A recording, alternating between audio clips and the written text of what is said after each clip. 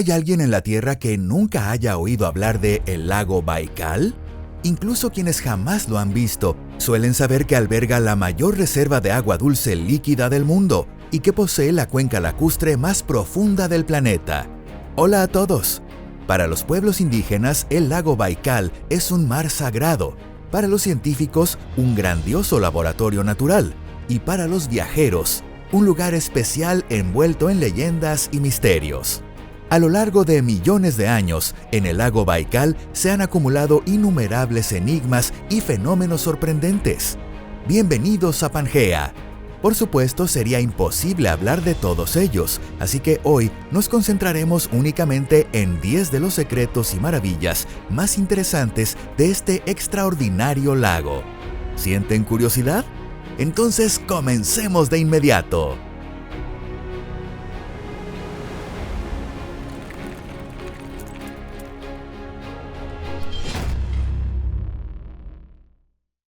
El lago Baikal se encuentra en el sur de Siberia Oriental y por sus dimensiones recuerda más a un mar que a un lago.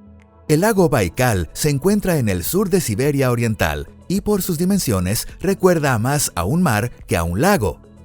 No es de extrañar que el lago más profundo del mundo sea también la mayor reserva de agua dulce líquida del planeta. Nada menos que alrededor de una quinta parte de toda el agua dulce superficial no congelada del mundo se encuentra en el lago Baikal.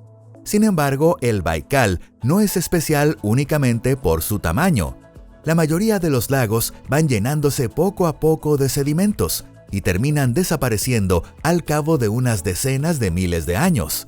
En cambio, se calcula que el lago Baikal tiene entre 25 y 30 millones de años, lo que lo convierte en uno de los lagos más antiguos del mundo y todavía continúa lleno de actividad. Durante todo ese inmenso periodo, el lago no ha dejado de crecer y transformarse porque se encuentra en una zona de rift activa, donde la corteza terrestre se separa lentamente hacia ambos lados.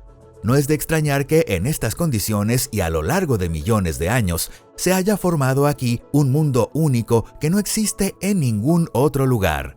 Más de la mitad de las especies animales que habitan el lago Baikal son endémicas y no pueden encontrarse en ninguna otra parte del planeta.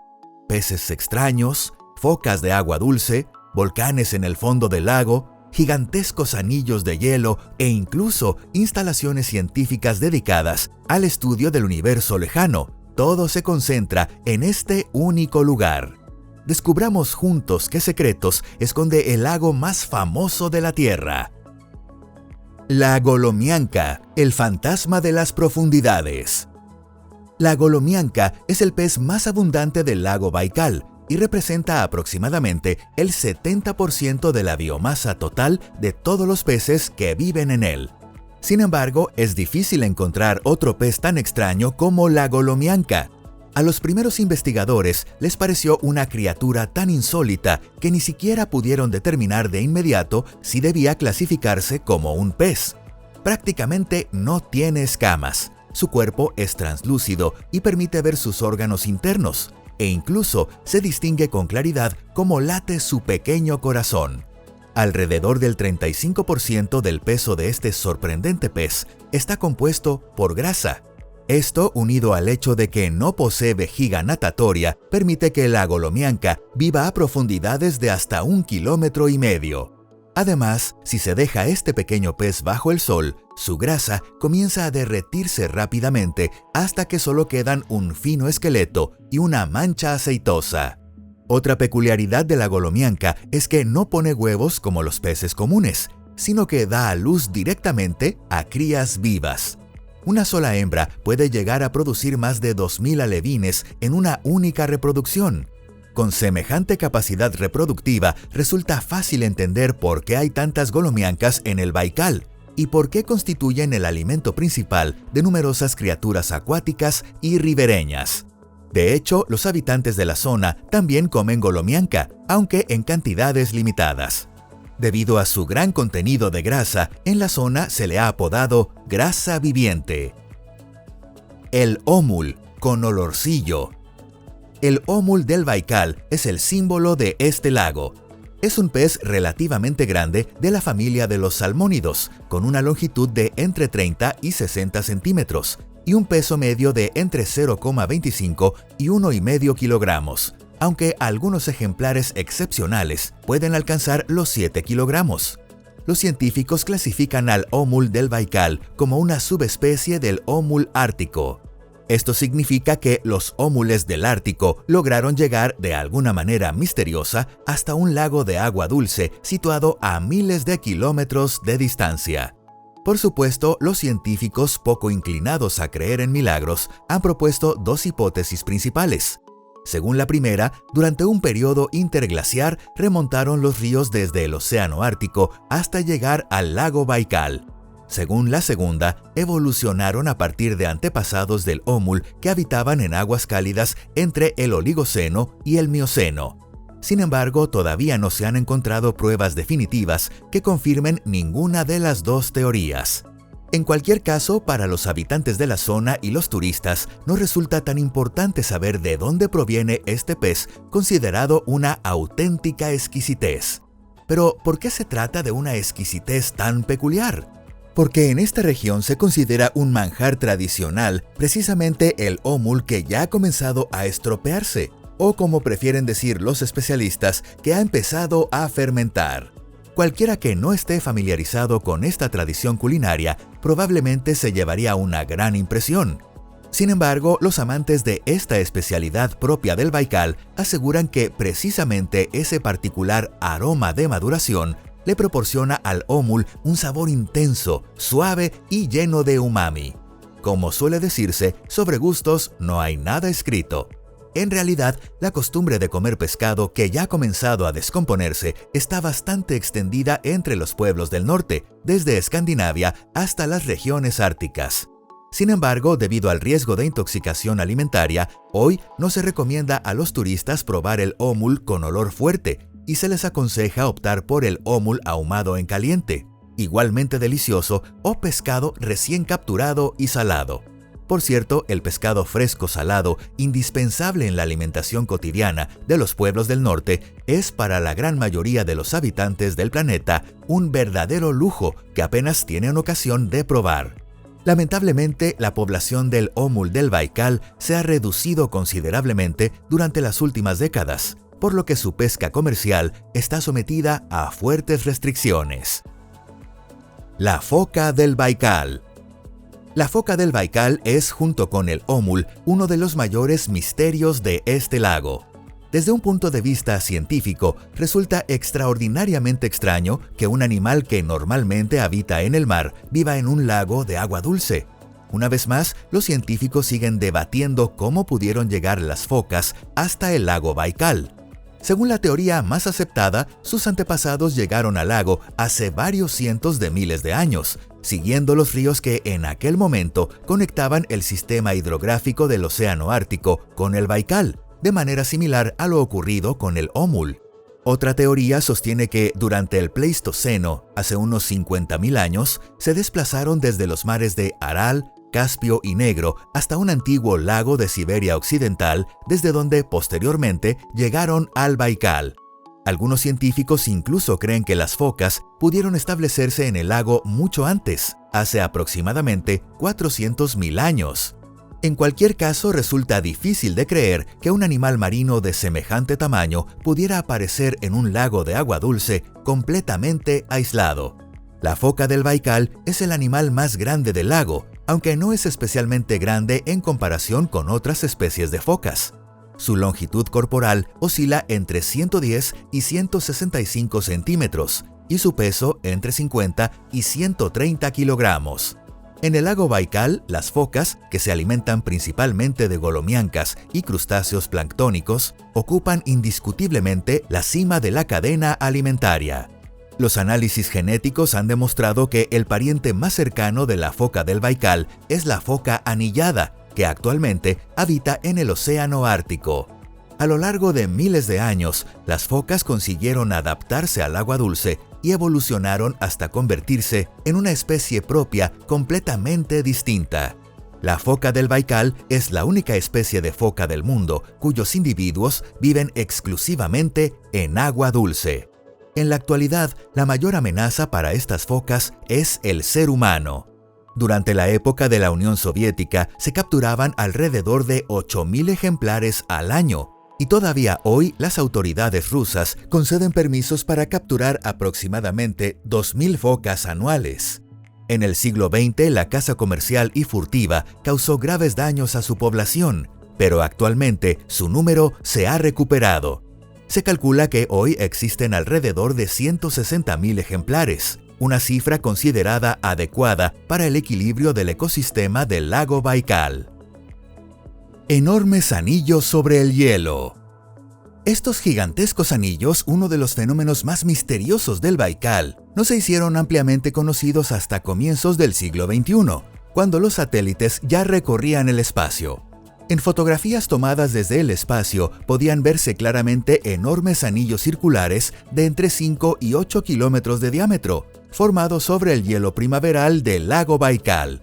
Como era de esperar, los aficionados a las teorías conspirativas se entusiasmaron y comenzaron a proponer toda clase de explicaciones extravagantes, como que se trataba de las marcas dejadas por el despegue de un ovni. Naturalmente, las investigaciones científicas modernas descartaron de inmediato y de manera tajante todas esas teorías. En realidad, los círculos son creados por gigantescos remolinos de agua cálida formados por diversos factores, entre ellos el calor procedente de las fuentes hidrotermales submarinas. Estos remolinos erosionan el hielo desde abajo, de modo que en el centro del círculo permanece más grueso, mientras que hacia los bordes se vuelve más fino y forma un anillo de color más oscuro. Fenómenos semejantes también se han observado en otros lagos profundos, pero solo en el Baikal alcanzan dimensiones tan impresionantes. La cuenca lacustre de agua dulce más profunda del planeta. Así, aunque el Baikal transmite la imagen de ser un lago frío, en su fondo existen fuentes hidrotermales de alta temperatura. A través de las grietas de la corteza terrestre brota hacia el fondo agua caliente rica en minerales. Además, en el fondo del lago Baikal también hay volcanes de lodo activos. Estos volcanes no expulsan lava como los volcanes convencionales. En lugar de lava, por las grietas del fondo, emergen gases y sedimentos blandos cargados con grandes cantidades de agua. Algunas de las estructuras formadas de esta manera alcanzan varias decenas de metros de altura. En realidad, cada uno de estos fenómenos merecería ocupar por separado un lugar entre las maravillas del lago Baikal, pero en esta ocasión no lo haremos. La razón es que todos ellos están conectados mediante un único y enorme mecanismo. Su origen se encuentra en la manera en que nació el propio lago Baikal. El lago se encuentra sobre el rift del Baikal, una de las mayores fallas continentales creada por los movimientos de la corteza terrestre. En esta región, la corteza continúa separándose lentamente hacia ambos lados. Las dos orillas del lago se alejan entre sí entre 3 y 5 milímetros cada año. Puede parecer un cambio insignificante, pero si el proceso continúa, dentro de varios millones de años nacerá un nuevo océano en el lugar donde hoy se encuentra el Baikal, dividiendo una parte de Asia en varios bloques continentales. Es realmente asombroso. El nacimiento de la Bahía Proval. La Bahía Proval nació como consecuencia de un enorme terremoto de magnitud aproximada 7,5 ocurrido en 1862. Este terremoto también fue provocado por la actividad tectónica del rift del Baikal. En esta región se producen terremotos pequeños y medianos prácticamente todos los días, mientras que los grandes terremotos ocurren aproximadamente una vez cada 100 años. Sin embargo, el último terremoto verdaderamente devastador tuvo lugar el 12 de enero de 1862. Este fenómeno también es conocido como el terremoto de Tsagan. Las sacudidas fueron tan violentas que unos 200 kilómetros cuadrados de tierra se hundieron, quedaron por debajo del nivel del lago Baikal y terminaron completamente inundados. En esa zona había varios asentamientos buriatos, pero todo el territorio quedó conectado con el lago, dando origen a la Bahía Proval. Por suerte, la inundación no fue instantánea, sino que avanzó durante varias horas, lo que permitió evacuar a muchos habitantes, aunque cientos de casas e instalaciones agrícolas quedaron para siempre en el fondo del lago. Barcos hundidos y mucho más. Llegados a este punto, no podemos dejar de mencionar otra característica única del lago Baikal. Aunque no es un mar, por la cantidad de embarcaciones hundidas en su fondo, no tiene nada que envidiar a muchos mares. A profundidades que van desde varias decenas hasta cientos de metros, descansan numerosos restos de barcos, barcazas y otras embarcaciones hundidas durante las tormentas. Además, durante las últimas décadas, también ha aumentado el número de camiones y automóviles que terminan en el fondo del lago. Esto se debe a que durante la mayor parte del periodo comprendido entre el invierno y la primavera, todo el lago queda cubierto por una resistente capa de hielo de entre 1 y 1,5 metros de grosor. Sobre ese hielo se construyen carreteras invernales conocidas como Simnik, por las que circulan numerosos vehículos. Sin embargo, el clima del Baikal es extremadamente cambiante y nunca se debe confiar por completo en el hielo. Una capa que apenas unos instantes tenía 1 metro de espesor puede reducirse a pocos centímetros, lo que naturalmente provoca tragedias. Otra de las sorprendentes propiedades del agua del Baikal es que la descomposición del metal, la madera y otros materiales avanza varias veces más lentamente que en las aguas marinas cálidas y altamente corrosivas. Por esta razón, no es extraño que barcos, botes e incluso viviendas que se hundieron hace más de 100 años parezcan mucho más recientes de lo que realmente son. Existe, por ejemplo, una curiosa historia sobre unos buceadores que encontraron un automóvil hundido varios años atrás y avisaron de ello a su propietario. El dueño recuperó el vehículo del fondo y, sorprendentemente, incluso consiguió repararlo. Los barcos y restos de otras máquinas encontrados bajo el agua permiten reconstruir una parte de la historia del lago.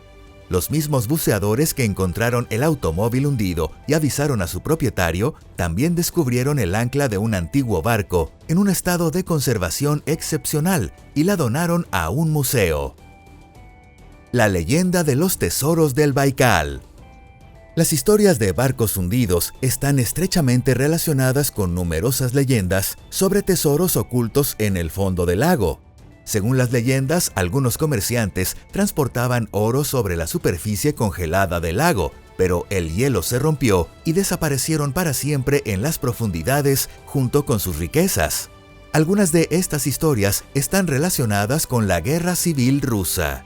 Una de las más famosas afirma que los lingotes de oro del almirante Kolchak se hundieron en el lago Baikal. Según la leyenda, los vagones de un tren que circulaba por el ferrocarril Circunbaikal transportaban una parte de las reservas de oro del imperio ruso que Kolchak pretendía llevar hasta el lejano oriente. A lo largo de los años se han contado innumerables historias y especulaciones sobre el destino del llamado oro de Kolchak. Según esta versión, en 1918, aproximadamente una tercera parte de las 1.600 toneladas que formaban las reservas de oro del Imperio Ruso terminó en manos del almirante Kolchak, comandante del Ejército Blanco. En 1919, cuando el Ejército Blanco comenzó a retirarse ante la ofensiva del Ejército Rojo, Kolchak retrocedió hasta Irkutsk, al oeste del lago Baikal, acompañado por un tren con 40 vagones cargados de oro. Existen diversas teorías sobre lo que ocurrió posteriormente con aquel tren del oro. Según una de ellas, en 1920, el tren viajaba por el ferrocarril Circunbaikal camino de Vladivostok. En la actualidad, esta línea ferroviaria ha sido reconstruida y desviada para mantenerla lo más alejada posible de la orilla del lago. Sin embargo, desde aquella época hasta aproximadamente la década de 1960, las vías pasaban peligrosamente cerca del agua y los trenes circulaban por el borde de escarpados precipicios. Según la leyenda, por alguna razón, el tren cargado de oro cayó al lago. La historia resulta todavía más creíble porque en esa zona se produjeron numerosos accidentes ferroviarios reales, y en el fondo aún permanecen muchos vagones deformados y restos de equipamiento ferroviario. Entre 2008 y 2009 se realizó una investigación exhaustiva con los sumergibles tripulados Mir en las zonas donde podrían haber caído los vagones, pero no se encontró ni un solo rastro de oro. Sin embargo, en el fondo de esta zona, como ocurre en muchas otras partes del lago Baikal, está cubierta por una gruesa capa de lodo. Encontrar lingotes de oro en semejantes condiciones sería una tarea extremadamente difícil. Objetos misteriosos ocultos en el fondo. Sin embargo, en los últimos años, el interés de la gente se ha desplazado desde las leyendas sobre tesoros hasta los misteriosos objetos que supuestamente se encuentran en el fondo del lago Baikal. Estas historias comenzaron a circular después de que se iniciaran las exploraciones con submarinos y vehículos de investigación de aguas profundas. Todo comenzó con los testimonios de los participantes en aquellas expediciones, quienes hablaron de extrañas formaciones del terreno, enormes bloques de roca y sombras de origen desconocido. Los medios de comunicación, siempre hambrientos de noticias sensacionalistas, comenzaron enseguida a hablar de gigantescas construcciones artificiales, pirámides submarinas e incluso huellas de civilizaciones extraterrestres. Sin embargo, todas estas historias pueden explicarse mediante fenómenos completamente naturales. Los supuestos objetos misteriosos eran salientes rocosos, formas de las estructuras tectónicas o simples efectos producidos por las condiciones de la grabación. Aún así, como ocurre siempre, hay personas que no terminan de creer estas explicaciones tan sencillas, por lo que el lago Baikal continúa siendo uno de los lugares más misteriosos de la Tierra. El telescopio submarino de neutrinos. Esta última maravilla, a diferencia de las anteriores, fue creada recientemente por el propio ser humano. Se descubrió que las aguas del lago Baikal ofrecen un entorno ideal para detectar unas partículas extremadamente difíciles de captar llamadas neutrinos. El lago reúne todas las condiciones necesarias, tiene suficiente profundidad, sus aguas son extraordinariamente transparentes y durante el invierno proporciona una gruesa capa de hielo que sirve como una cómoda plataforma para instalar los equipos. Un telescopio submarino de neutrinos no es un enorme espejo ni una lente gigantesca, sino un sistema formado por más de 4.000 módulos ópticos esféricos instalados en cables verticales suspendidos bajo el agua. Dentro de cada esfera hay detectores de luz de alta sensibilidad que registran la radiación de Cherenkov producida cuando un neutrino interactúa con el agua. Posteriormente, los ordenadores analizan los datos obtenidos y determinan desde qué dirección llegó el neutrino. El desarrollo de este telescopio submarino comenzó en la década de 1970 y las primeras instalaciones experimentales empezaron a funcionar durante los años 80. El sistema actual de telescopios submarinos de neutrinos se llama Baikal GVD, siglas de Gigaton Volume Detector o detector de volumen de una gigatonelada. Mediante este observatorio, los científicos estudian neutrinos de energía extremadamente alta, originados en las proximidades de agujeros negros, en explosiones de supernovas e incluso en núcleos galácticos activos. En otras palabras, el lago Baikal se ha convertido en una ventana hacia el universo. ¿No resulta extraño pensar que un telescopio destinado a observar galaxias lejanas no se encuentre en la cima de una montaña ni en el espacio, sino en el fondo del lago más profundo de la Tierra? Si les ha gustado este video, hagan clic en el botón de me gusta y compártanlo con sus amigos. Muchas gracias por acompañarnos. Nos vemos en el próximo video. ¡Hasta pronto!